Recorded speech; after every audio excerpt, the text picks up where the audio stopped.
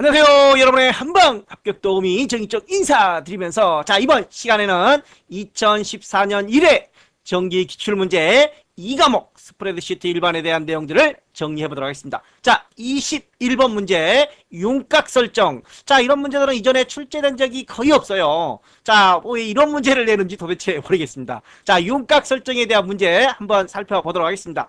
21번 문제 예제를 통해서 이렇게 준비를 해뒀습니다.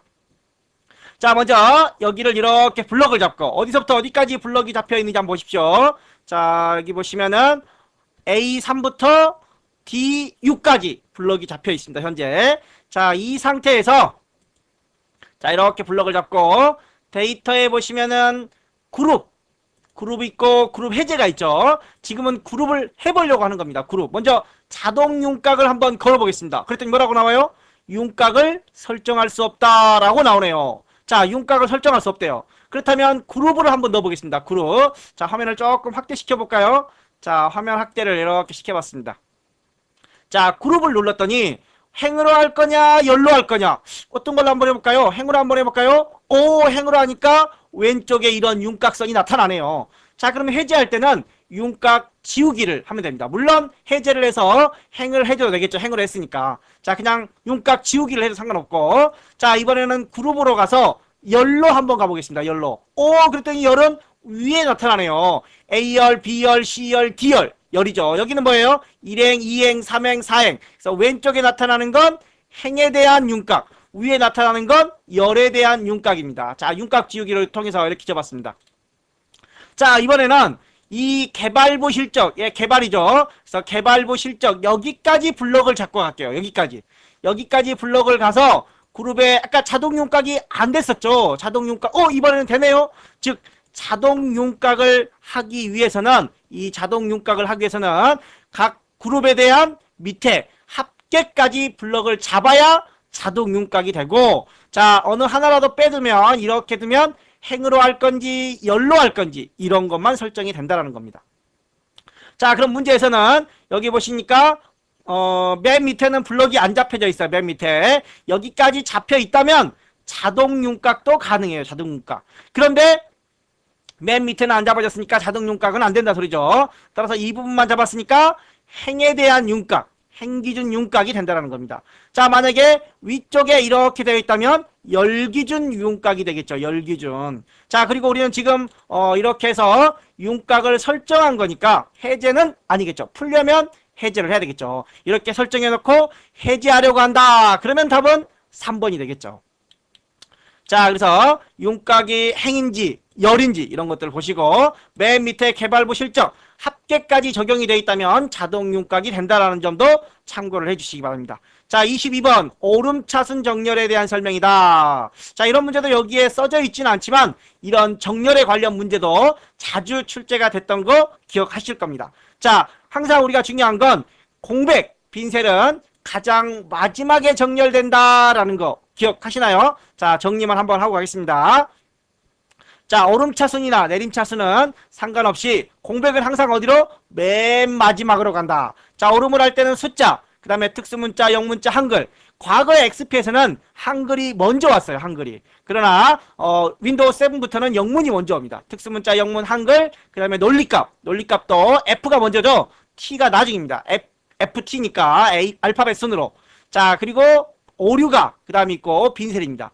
내림차순으로 가면 빈셀은 역시 맨 마지막이고 오류, 논리값, TF로 바뀌겠죠. 한글, 영문, 특수문자 이런 식으로 적용이 된다는 거. 또 영문의 경우에는 기본적으로 대서문자가 구분이 안 되지만 옵션을 통해서, 정렬 옵션을 통해서 대문자가 적용이 된다는 거 참고를 해주시고, 22번 문제 여기서 보시면 오름, 정렬 전의 결과, 오름의 결과, 내림의 결과 이런 것들이 있습니다.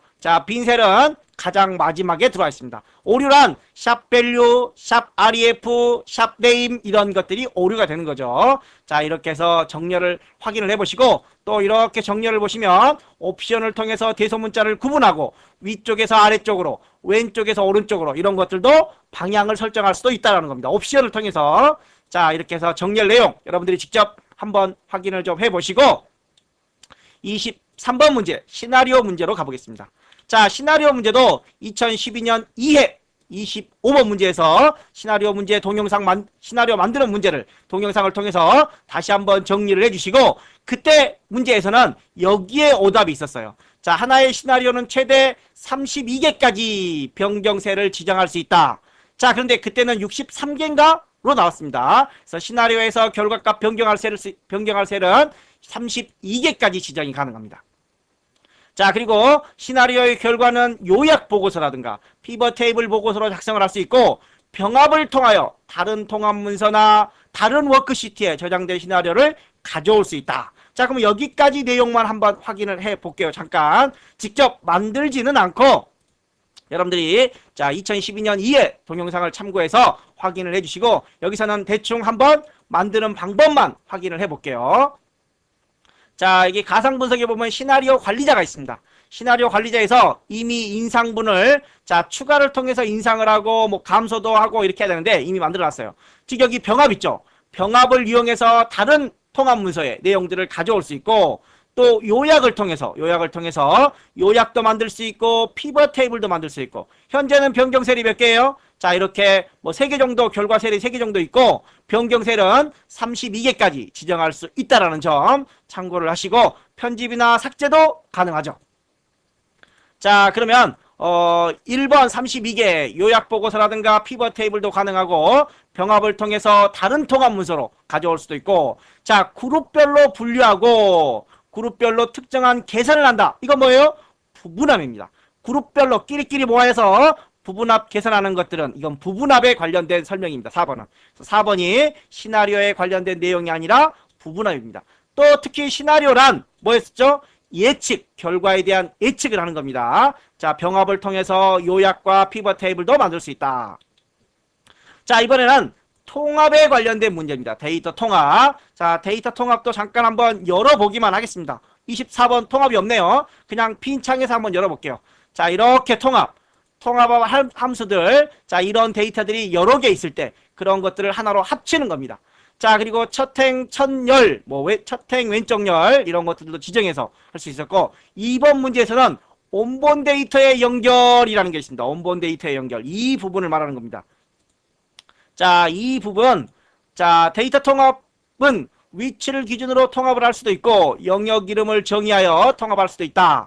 온본 데이터의 연결 기능은 이 부분이 이제 답이 되는데, 통합할 데이터가 있는 워크시트와 통합할 결과가 작성될 워크시트가 같은 통합 문서. 자, 우리가 같은 통합 문서, 여기도 있고 이렇게 같은 통합 문서에 같은 시트에 있을 때는 이 부분을 설정할 수가 없다라는 겁니다.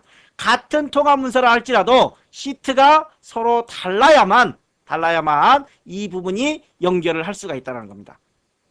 자, 그래서 여기서는 저기서 보시면 통합할 데이터가 있는 워크시트와 통합 결과가 작성될 워크시트가 같은 통합 문서에 있는 경우에만, 이런 경우에는 자, 온본 데이터의 연결을 할 수가 없다는 겁니다. 자, 온본 데이터의 연결 체크하려면 반드시 어떻게 해요? 같은 통합 문서라도 시트는 달라야 된다. 또는 완전히 통합 문서가 달라야만 이 기능을 연결을 할 수가 있다는 겁니다. 자, 온본 데이터의 연결. 그래서 2번이 되는 거고, 다른 문제들은 한 번씩 읽어보시기 바랍니다. 자, 25번 문제. 25번 문제는 2012년 1회 24번과 동일한 문제가 출제가 됐습니다. 자, 뭐 이름 정의 시작 글자는 반드시 숫자로 시작해야 된다. 안 되죠? 자, 숫자로 시작을 하면 안 돼요. 자, 특히 첫 글자는 여기서 반드시 문자여야 된다. 숫자는 안 된다라는 겁니다. 숫자는 한글, 영어 한글 밑줄 언더바, 역슬래시 이런 걸로는 시작이 가능합니다. 자, 빼기는 안 돼요. 빼기는 안 되지만 이 언더바 밑줄은 가능하다는 겁니다. 자, 그 다음에 한 통합 문서 안에서 시트가 달라도 동일한 이름을 지정할 수가 없다라는 겁니다. 자, 지정할 수가 없어요. 시트가 달라도 상관없어요. 시트가 달라도 같은 이름을 쓰면 안 되는 겁니다. 완전히 통합 문서가 달라야 된다는 거죠. 하나의 통합 문서 내에서 시트가 다르면 동일 이름을 지정할 수 있다라고 되어 있는데, 예를 들어서 이 부분을 여기서 성명이라고 이름을 딱 썼어요. 성명. 이름 정의를 했죠. 그러면 수식의 이름 관리자에 가면 성명이라고 나와요. 성명이라고. 자, 그러면 여기에 가서 여기도 이름이 있네요. 이렇게 쭉 블럭을 잡고 이름 하면은 이름이 되는 건가요? 그럼 이름이 2개 나와야 되죠. 자, 이렇게, 이름이 아니라 아까 우리가 성명으로 이름을 정의했나요? 성명. 여기서 성명을 하고 그랬네요. 자, 그럼 여기 다시 한번 성명으로 가겠습니다. 자, 성명. 다시 이리 와버리네요. 여기에 있었던데 우리가 성명을 하니까 네가 아까 성명 여기다가 했어. 그리고 이쪽으로 와버리는 거예요. 즉, 시트가 달라도 동일 이름을 적용할 수가 없다라는 겁니다. 자, 그럼 2번도 틀린 거고. 자, 이름 정의 시 영문자는 대소문자를 구분한다? 대소문자 구분하지 않습니다. 하나로 간주합니다. 자, 그리고 절대참조. 여기 들어가서 보시면 여기 보시면은 자, 절대참조로 되어 있습니다. 절대참조. 달러가 들어가 있죠.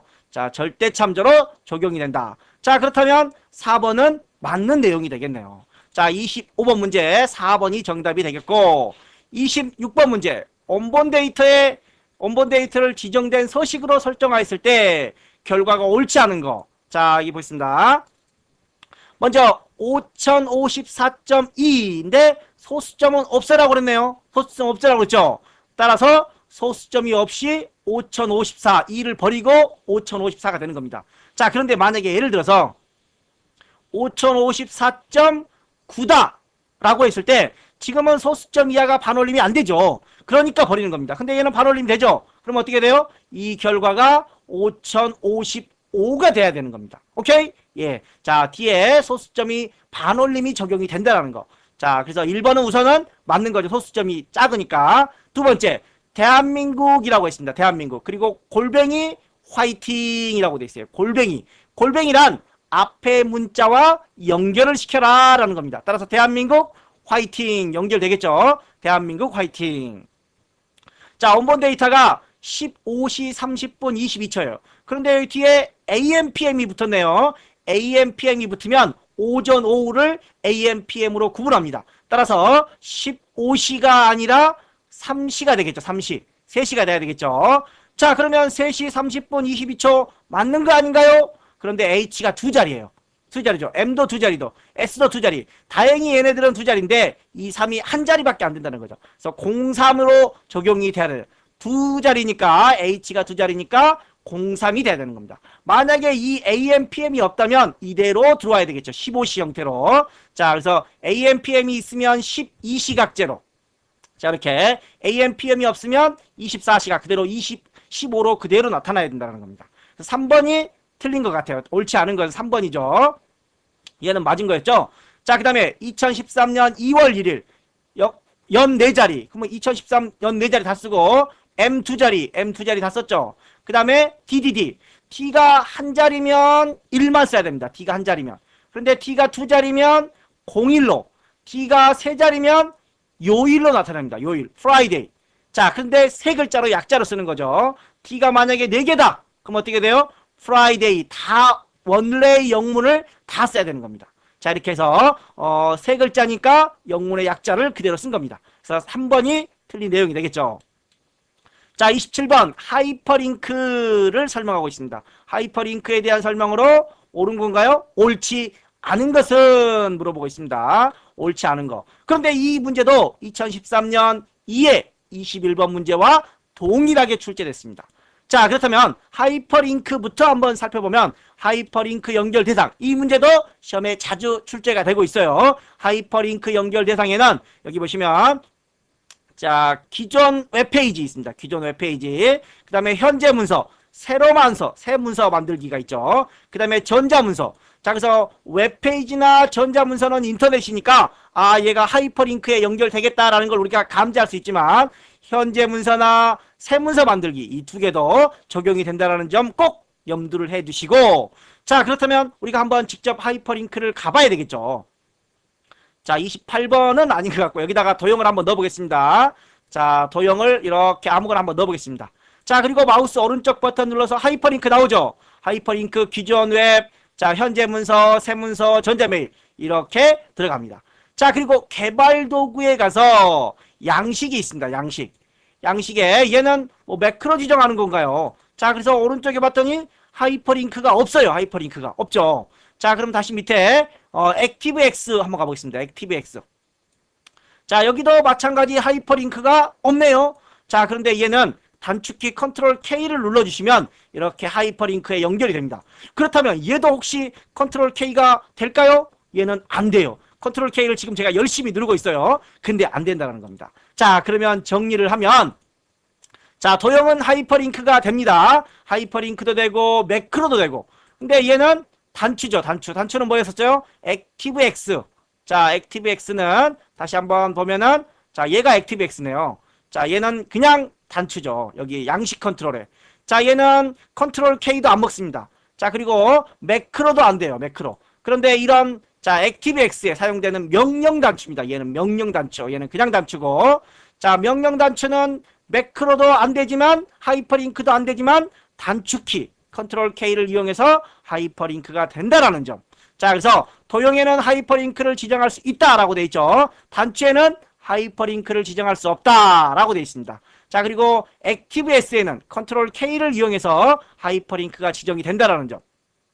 자, 단추에는 하이퍼링크를 지정할 수 있지만 도형에는 하이퍼링크를 지정할 수 없다? 반대로 된 거죠. 반대로. 자, 그리고 다른 문서에 있는 특정 시트의 특정 셀로 하이퍼링크를 지정할 수 있다. 현재 문서 새로 만드는 문서에도 이렇게 지정할 수 있습니다. 특정 웹사이트로도. 자, 그 다음에 현재 문서 있죠. 현재 문서에서도 하이퍼링크를 지정할 수가 있다는 겁니다. 자, 그래서 1번의 내용이 서로 뒤바뀐 거죠. 단추는 안 되고 도형은 되고 이렇게 설명을 해야 되는 겁니다.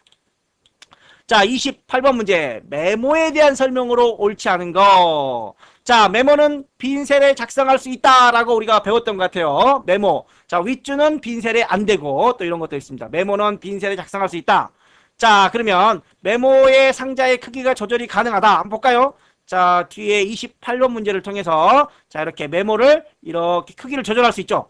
자, 크기. 그리고 또 오른쪽 버튼 눌러서 메모 서식에 가면 자, 맞춤에서 자동 크기라는 게 있습니다. 자동 크기. 자, 글자의 크기에 따라서 자동으로 크기를 조절할 수도 있어요. 혹시 간혹 이런 경우가 있어요. 자, 여기다 커서를 찍어 놓고 메모 서식에 들어갔는데 없어요. 왜 안 돼요? 제 컴퓨터에서는 안 돼요. 자, 이렇게다가 커서를 찍어버리면 안 됩니다. 찍으면 안 되고 외곽 선택을 해서 메모 서식에 들어가면 맞춤해서 되는 겁니다. 자, 커서를 찍어버리면 안 된다는 점도 뭐 그런 것까지 구별할 필요 없고 아무튼 메모의 크기 조절이 가능하고 자동 크기도 된다라는 거. 자, 인쇄 시 메모의 여부를 설정할 수 있다. 인쇄할 때 메모가 인쇄되나요? 자, 메모를 인쇄하고 싶다. 페이지 레이아웃에 페이지 설정에서 시트 탭에 들어가면 메모가 현재 없음입니다. 메모 없음. 메모가 인쇄 안 된다는 거죠. 근데 시트 끝 이런 문제도 시험에 잘 나오고 있습니다. 페이지 설정. 시트 마지막 끝에서 모아서 한꺼번에 인쇄를 하고 싶다. 시트에 표시된 그대로 너는 여기 있으니까 여기에 그대로 표시되라 라고 인쇄를 할 수도 있다는 겁니다. 즉 메모는 인쇄를 할 수도 하지 않을 수도 어디서? 페이지 설정 시트 탭에서 설정할 수 있다라는 겁니다. 그래서 인쇄 여부를 설정할 수 있다. 오케이.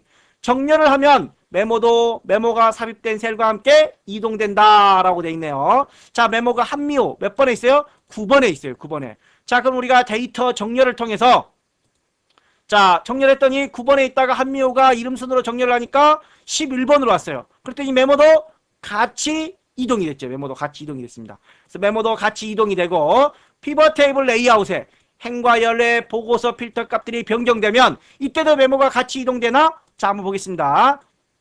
자, 얘가 현재 행에 뭐가 있죠? 행에 부서가 있고 열에 직위가 있습니다.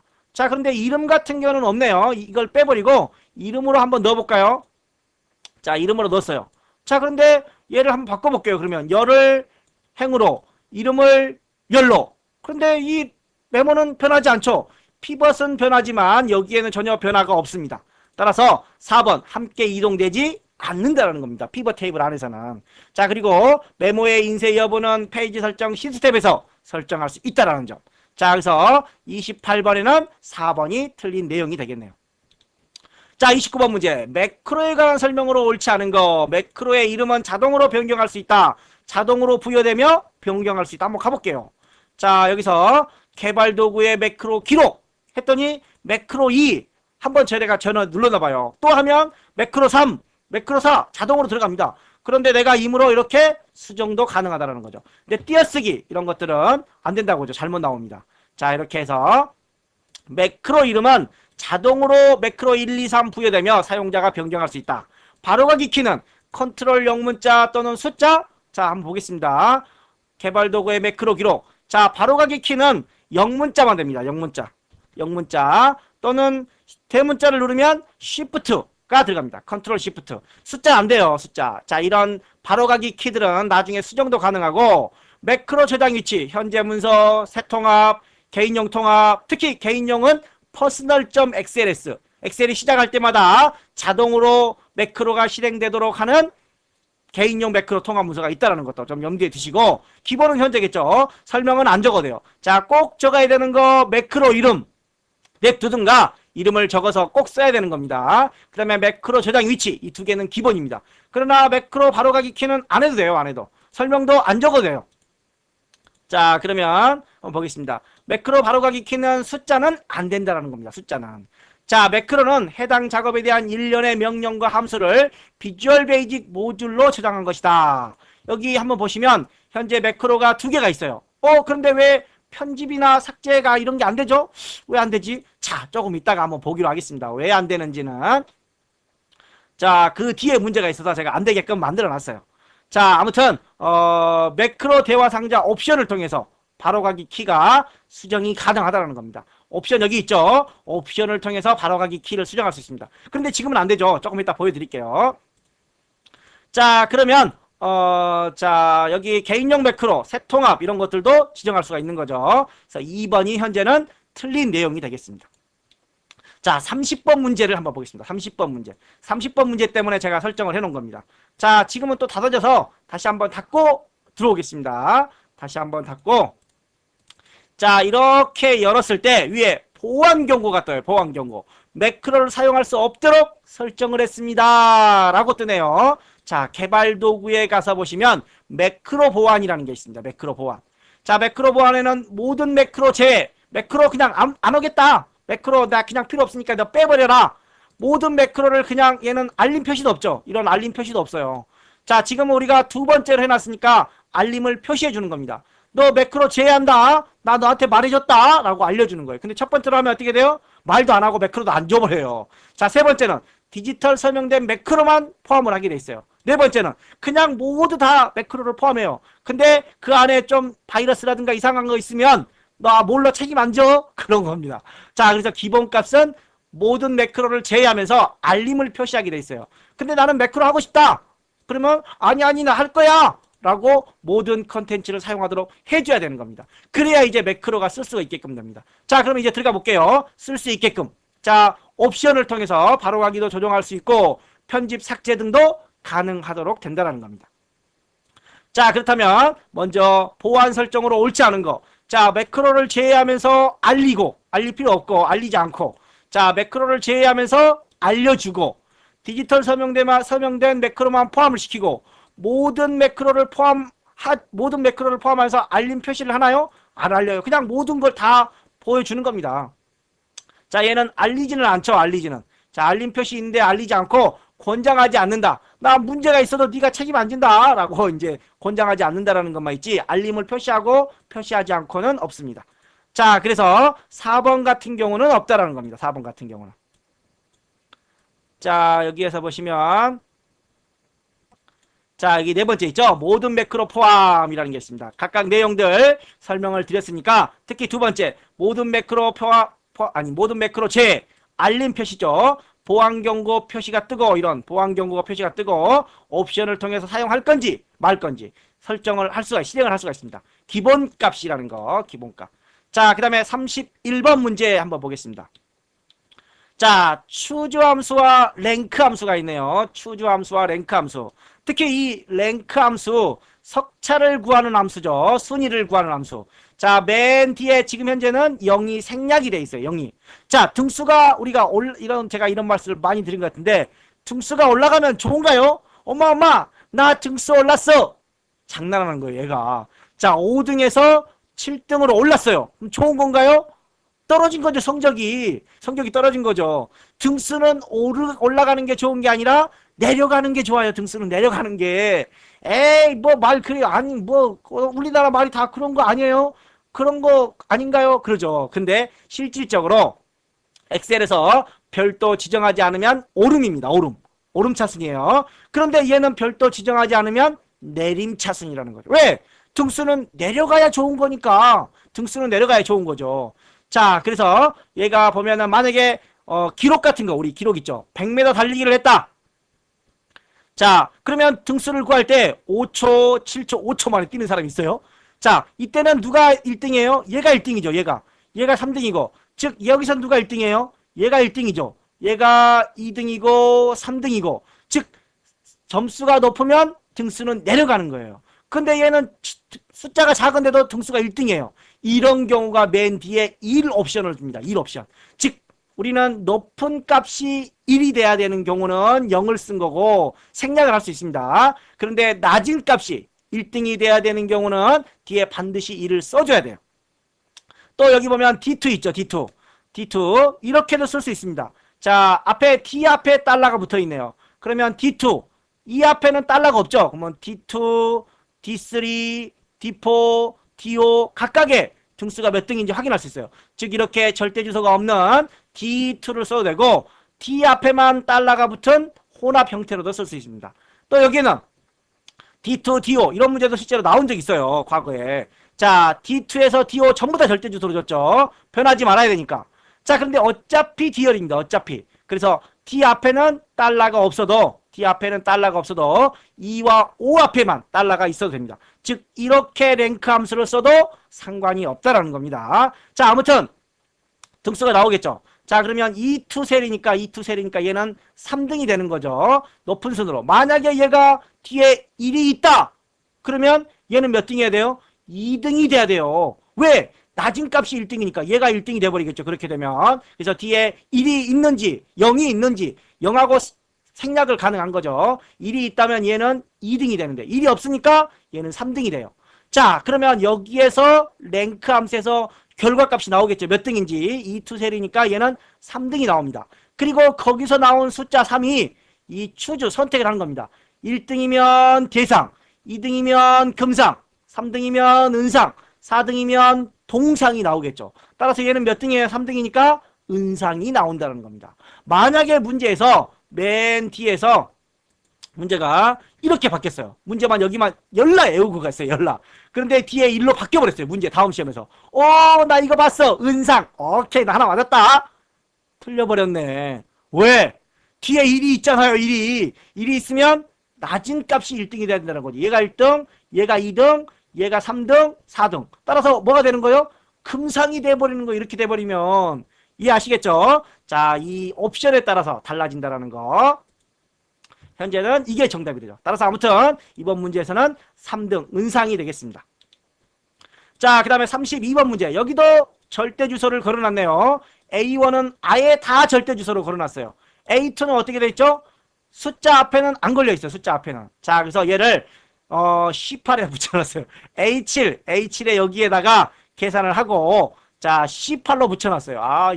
욕 나오려고 그러네. 자, 아무튼 A1에 여기 있죠. A1에. 그 다음에 A2에 여기를 두 개를 더하면 얼마예요? 여기는 3이 되겠죠. 여기는 3. 자, 그런데 문제에서는 C8에다가 결과값이 얼마냐. 이 문제 내는 사람도 좀 웃었을 것 같아요. 문제 내면서. 자, 그러면 한번 복사를 해볼게요. A1은 고정이죠. A1은 고정이에요. 자, 우리가 옆으로 한 칸, 두 칸 갔죠. 옆으로 한 칸, 두 칸. 여기서 A1에서 옆으로 한 칸, 두 칸 못 가요. 못 가죠? 왜? 달러가 붙어 있으니까 못 가요. 그냥 그대로 A1이 되는 거예요. A1으로.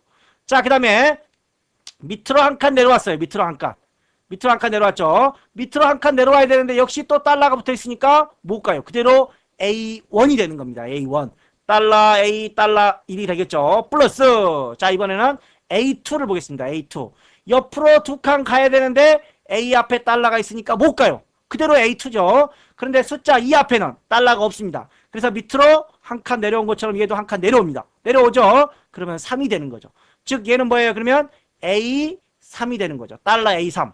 즉 A1의 1과 A3의 3을 더하면 결과는 4가 된다는 겁니다. 자, 얼마만큼 이동했는지. 만약에 여기다 이동했다. 또 더 밑으로 이동했다. 오른쪽으로 얼마만큼, 아래쪽으로 얼마만큼 이동했는지를 판단해서 절대 주소가 있는지 없는지 파악을 해서 그만큼 이동을 해서 계산을 해주시면 될 것 같아요. 자, 몇 번이죠? 그 다음에 33번 문제 해보겠습니다. 33번 문제. 자, 33번 문제는 자, 먼저 해설부터 한번 보고 가겠습니다. 시트명이 숫자로 시작하거나, 자, 우리 여기 보면 문제들 제가 32번, 34번 전부 다 시트가 숫자로 시작을 하고 있죠. 자, 그리고 한번 찍어보면 어떻게 돼요? 숫자로 시작하는 시트는 작은 따옴표가 들어갑니다. 또 중간에 공백이 있는 거, 이렇게 여기 보시면 중간고사 이렇게 공백이 있죠. 자, 이렇게 공백이 있는 시트의 경우에도 작은 따옴표가 들어갑니다. 또 이렇게 경로, 내 문서 밑에, 자, 우리가 시트는 뒤에 느낌표가 붙는 거죠. 시트는. 그 다음에 통합문서는 대괄호 형태로 들어가고, 통합문서는 대괄호. 자, 그 다음에 이렇게 경로가 ABC 안에 띄어쓰기 없어요. 중간고사 안에 띄어쓰기 없어요. 그런데 이렇게 경로가 쭉 이어지는 경우에도, 자, 경로를 포함하는 경우에도 작은 따옴표를 사용한다라는 점. 자, 그런데 여기에는 뭐 그런 게 없죠. 그리고 대괄호는 쓸 필요가 없어요. 통합문서명이 아니니까. 자, 단순한 시트죠. 자, 그러면 시트 1번, 시트 2번, 시트 3번 연속되고 있어요. 자, 연속되는 경우에는 자, 정답이 2번이 아니라 3번이어야 되겠어요. 왜? 답이 수정을 해놓겠습니다. 나중에. 자, 3번으로. 왜 3번이어야 돼요? 이거는 셀인데 왜 셀 주소인데 이렇게 해놨어요. 그렇죠. 이거는 뭐 하는 경우에만? 통합문서의 경우에만. 또 그리고 시트가 시트 1 뒤에 느낌표가 들어가야 되죠. 그런데 얘는 시트 1부터 시트 3까지 연속이 돼 있어요. 연속된 경우에는 마지막 시트 뒤쪽에만 느낌표를 넣어주면 된다. 그래서 시트 1부터 시트 3, 시트 1, 시트 2, 시트 3 연결되어 있는 거죠. 연결된 경우에는 마지막 시트 뒤에만 느낌표를 주면 된다라는 거. 3번이 정답이 되겠네요. 자, 34번 문제 한번 보겠습니다. 다음과 같이 이렇게 중간에 콜론을 줘야 돼요. 콜론을. 그런데 콜론을 안 줬어요. 콜론을 안 준 경우 또는 sum이라는 함수를 써야 되는데 sun이라고 모르고 잘못했어요. 이런 경우 전부 다 이름을 인식을 할 수 없습니다. 그래서 네임 오류가 뜹니다. 네임 오류. 자, 그러면 NA, 널, 레퍼런스 한번 이런 것들을 잠깐 보겠습니다. 자, 32번 문제 몇 번 문제인가요? 이게 지금 34번 문제죠. 34번 문제. 자, 32번 문제 이런 것들도 여기다가 써놨으니까 여러분들이 직접 복사를 한번 해보시기 바랍니다. 이렇게 놓고 여기를 복사 이렇게 붙여넣기 하면 이렇게 4가 나온다는 거죠. 31번도 직접 랭크 함수를 이용해서 한번 해보시고, 자, 여기 보시면은 vlookup 있습니다. vlookup. 자, 그런데 vlookup에서 이게 찾을 값이에요. 가나다를 찾아라. 가나다 있나요? 가나다 없어요. 찾을 값이 없을 때 이런 NA 못 찾는다라는 걸로 맨 앞에 찾을 값을 잘못한 경우. 자, 그 다음에 예를 들어서 자, 여기다가 한번 써볼게요. 1 더하기 2 더하기 3 그리고 이렇게 해서 여기에다가 합계를 한번 계산해 보겠습니다. 합계를. 자, 여기다가 합계를 한번 넣어볼까요? 여기다가 얘네들이 합계를 넣었어요. 그리고 나서 얘네들을 통째로 한번 지워버릴게요. 자, 이렇게 삭제. 그랬더니 뭐예요? 아, 데이터 없어져 버렸어. 아, 어디 가서 참조하는 거야? 뭐 참조를 못 하겠다는 거예요. 그 데이터가 지워져 버린 경우 참조를 못 하는 거죠. 자, 그래서 REF의 경우에는 참조 오류가 발생합니다. NA는 자, 이런 찾기 참조 함수에서 맨 앞에 찾을 값을 찾을 수 없는 값을 지정한 경우. 자, 레퍼런스는 합을 계산하고 합 범위를 삭제한 경우. 참조를 못하니까 참조라는 단어를 잘 기억하세요. 참조가 나오면 REF. 자, 그 다음에 널 오류를 한번 봐보겠습니다. 자, 우리가 보통 합계를 구할 때 자, sum 가로 열고 이렇게 잡고 띄어쓰기를 한번 줬어요. 띄어쓰기를 하고 이렇게 잡았습니다. 자, 여기서 우리가 띄어쓰기를 줬다라는 점을 잘 보셔야 돼요. 자, 그러면 한 번은 이렇게 범위를 잡아줬죠. 또 한 번은 이렇게 잡았나요? 자, B사가 반복 포함되어 있네요. B사가. 자, 그럼 여기서 중복된 건 뭐예요? 얘죠, 얘. 그러면 이 중복된 거, 이 사이에 띄어쓰기를 했을 때는 이 범위와 이 범위의 중복된 값을 나타내 주는 겁니다. 그래서 20이 되는 거죠. 자, 그런데 중복된 게 없어요. 예를 들어서. 자, 다시 한번 이 범위를 2개만 줬어요. 2개만. 자, 그리고 띄어쓰기 하나 하고 또 이렇게 줬어요. 자, 그러면 겹치는 부분이 없죠. 겹치는 부분이 없을 때 널 오류가 나타납니다. 자, 그래서 띄어쓰기를 할 때 중복되는 부분이 계산된다라는 것도 좀 염두를 해두시고, 널 오류가 중복되는 부분이 없을 때 널 오류가 발생된다라는 것도 염두를 해두시기 바랍니다. 자, 35번 문제. 화면 구성 요소를 설명한 것이다. 엑셀에서 열 수 있는 통합 문서의 개수는 메모리. 자, 한꺼번에 여러 개를 열 수가 있는데 메모리가 딸리면 못 열죠. 메모리에 의해서 제한될 수 있습니다. 자, 워크시트란 숫자와 문자 데이터를 입력하고 입력된 결과가 표시되는 공간이다. 자, 각 셀에는 행번호와 열번호가 있으며, 자, 여기가 행번호죠. 행머리글. 그래서 1, 2, 3, 4를 행머리글. 여기를 열머리글이라고 부릅니다, 우리가. 자, 그렇다면 A1은 A가 뭐였었죠? 여기서 A가 열이었었죠. 열. 이런 게 열입니다. 숫자가 행이죠. 숫자가 행. 따라서 A는 행, A는 열입니다. A는 열. 그 다음에 숫자가 행입니다. 자, 그리고 시트는 최대 255개까지 한번 볼게요. 자, 엑셀 오피스 단추 엑셀 옵션에 들어가서 여기서 256이라고 한번 넣어보겠습니다. 그랬더니 뭐라고요? 255보다 작거나 같아야 된다. 즉 시트는 255개까지 설정이 가능하다는 거. 자, 따라서 3번이 틀린 내용이 되겠네요. 자, 36번 문제. 36번은 09년도에 유사한 문제가 출제됐습니다. 자, 그런데 우리가 너무 오래된 문제라고 또 안 볼 수도 있는데 많은 문제를 보시는 게 좋겠죠. 자, 뭐 표면형. 자, 여기 밑에 걸 한번 정리를 해볼게요. 방사형. 자, 항목을 직접 비교할 수 없을 경우에 사용을 하고, 방사형 하면 우리가 가장 기본적으로 떠올리는 거 추세선을 넣을 수 없다. 주로 추세선은 2차원에만 들어가는 거죠. 추세선을 넣을 수 없다. 즉 3차원, 원형, 도넛, 표면 이런 것들은 방사를 포함해서 추세선을 넣을 수가 없습니다. 자, 거품형. 분산형과 비슷하지만 두 값이 아니라 세 값. 여기에서는 뭐 두 값이라는 말도 나와 있지는 않네요. 자, 두 값이 아니라 세 값을 비교할 때 09년에 이 문제가 이렇게 출제됐었습니다. 두 값으로 거품형 두 값으로가 아니라 세 값으로 비교를 한다는 겁니다. 또 이 거품형 차트는 다른 차트와 혼합을 할 수가 없어요. 혼합형 차트를 만들 수가 없습니다. 혼합하려고 그러면 개거품을 막 물어요. 아, 나 못해. 개거품. 3차원도 혼합을 할 수 없고 거품형도 혼합 차트를 만들 수 없다라는 거. 자, 그래서 특히 이중축 차트도 좀 알아두십시오. 이중축 차트. 이중축 차트는 여기에 보시면 이렇게 축이 하나가 있고 또 하나 있죠. 이렇게 두 개의 축을 만들 때 사용을 하는 겁니다. 자, 값이 얘네들은 100단위죠. 얘네들은 100단위. 얘네들은 1000단위. 근데 지금은 그나마 조금씩 보이죠. 이렇게 조금씩. 근데 뭐 0.1 그러면 거의 안 보이겠죠. 밑에. 그렇게 값의 차이가 너무 많이 다른 경우 또는 단위가 서로 다른 경우 이중축을 표시하는 게 일반적입니다. 자, 그래서 이중축은 계열의 값이 다른 계열의 값과 현저하게 차이 나는 경우 또는 서로 단위가 다른 경우 이중축을 많이 사용합니다. 자, 그 다음에 여기 분산형 차트도 있고, 자, 방사형. 분산형 차트의 한 종류. 분산형과 비슷한 게 뭐라고? 거품형. 특히 방사형은 추세선을 넣을 수 없고 항목을 비교할 수 없을 때, 항목 간의 비교해라고 되어 있는데 항목을 비교할 수 없을 때 사용하는 게 방사형입니다. 그래서 2번이 틀린 내용이 되겠네요. 자, 37번 문제 보겠습니다. 자, 엑셀의 출력에 대한 설명으로 옳지 않은 거. 엑셀에서 그림을 시트 배경으로 사용하면 배경으로 사용할 수 있나요? 자, 페이지 레이아웃에 가면 배경이라는 게 있어요. 배경. 자, 배경에 가서 그림을 아무거나 하나 불러볼까요? 자, 이렇게 불렀어요. 오, 그림 들어가네요? 그림 들어가죠? 자, 배경 삭제를 누르면 배경도 삭제가 됩니다. 저장을 하면 그대로 저장이 돼 있어요. 자, 그러면 인쇄도 한번 되나 봐보겠어요. 인쇄 해볼 수는 없죠. 인쇄 한다고 보이지도 않으니까. 그러면 인쇄 미리 보기를 한번 해보겠습니다.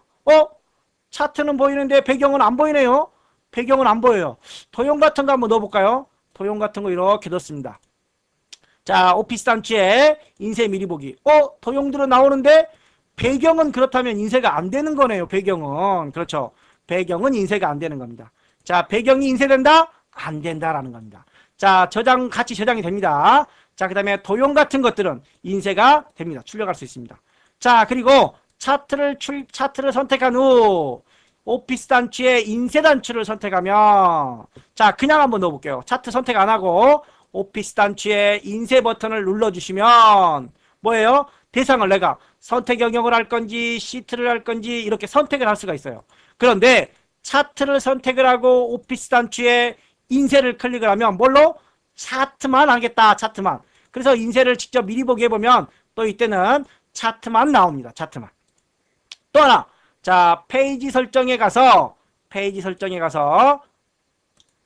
시트, 원래 여기가 우리가 시트가 있죠. 시트가. 근데 차트를 선택한 경우에는 시트가 아니라 차트로 바뀌어버립니다.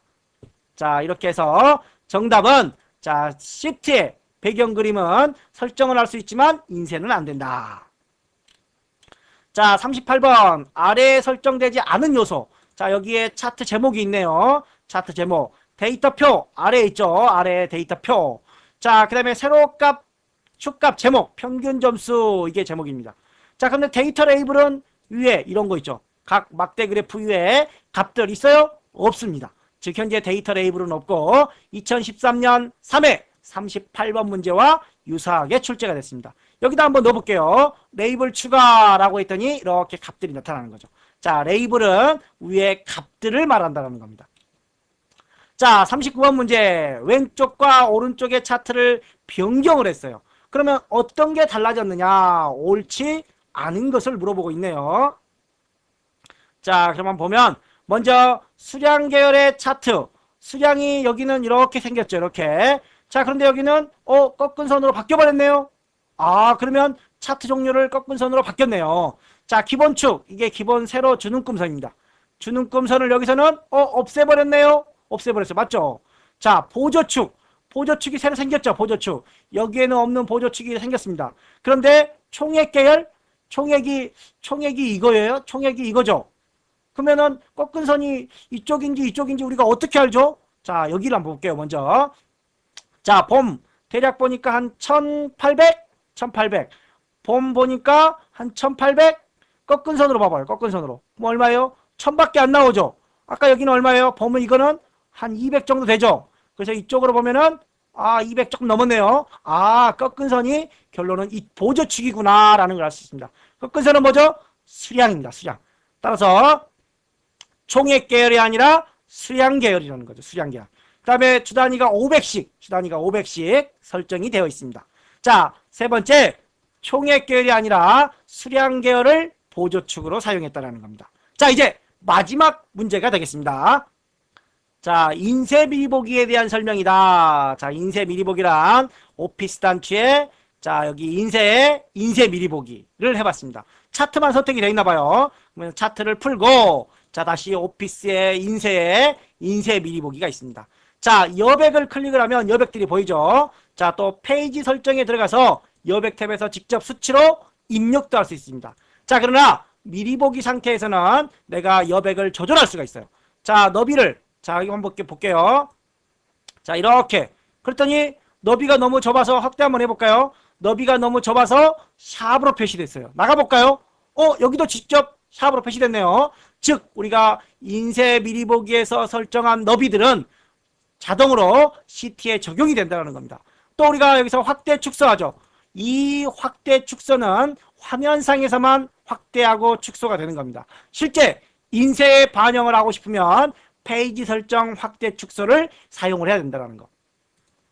자, 그 다음에 또 한번 보겠습니다. 자, 너비를 조절할 수 있으나 너비 조절할 수 있죠. 워크시트에 반영되지 않는다? 적용되지 않는다? 적용이 되고 있었습니다. 아까 적용되는 거. 그럼 1번이 틀린 거죠. 자, 페이지 설정을 이용하여 여백을 직접 수치로도 조정할 수 있고 인쇄 미리 보기 상태에서 확대 축소를 누르면 인쇄 시에는 적용되지 않는다. 인쇄 미리 보기의 확대 축소는 화면상에서만. 실제 인쇄에 적용하려면 어디서? 페이지 설정에서 페이지 탭에서.